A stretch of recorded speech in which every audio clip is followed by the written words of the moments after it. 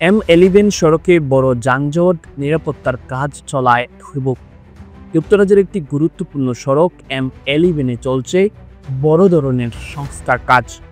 এ রাস্তায় মাঝখানের নিরাপত্তার দেয়াল বা সেন্ট্রাল ব্যারিয়ার মেরামত করা হচ্ছে, যার জন্য রাস্তার দুই পাশেই কিছু অংশ বন্ধ রাখা হয়েছে।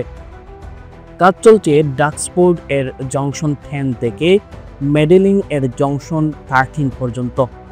এই পুরো 13.5 কিলোমিটার রাস্তায় এখন এক পাশে মাত্র একটি লেন খোলা আছে, ফলে গাড়ি চলছে খুব ধীরে আর অনেক সময় বসে থাকতে হচ্ছে গাড়ির মধ্যে।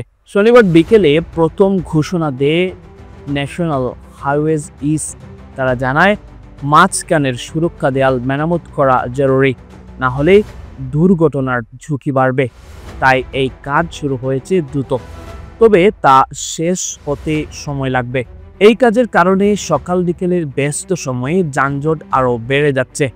লোকজন কাজে যেতে বা বাসায় ফিরতে ঘন্টার পর ঘন্টা রাস্তায় আটকে থাকছেন।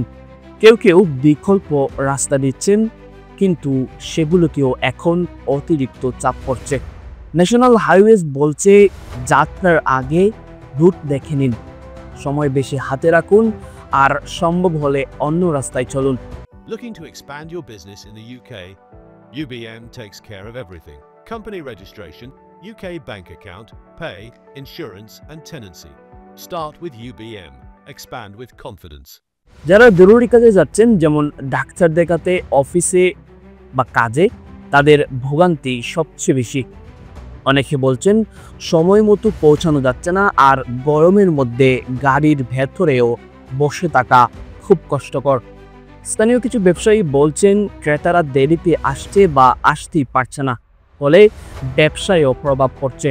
যদিও কাজটি খুব জরুরি, কারণ সড়কের মাঝখানের সুরক্ষা দেওয়াল ভেঙে গেলে বড় দুর্ঘটনা হতে পারে। তাই কর্তৃপক্ষ চেষ্টা করছে দ্রুত ও নিরাপদভাবে কাজ শেষ করতে। এই সমস্যা কবে নাগাদ শেষ হবে এখনও নিশ্চিতভাবে কিছু বলা হয়নি।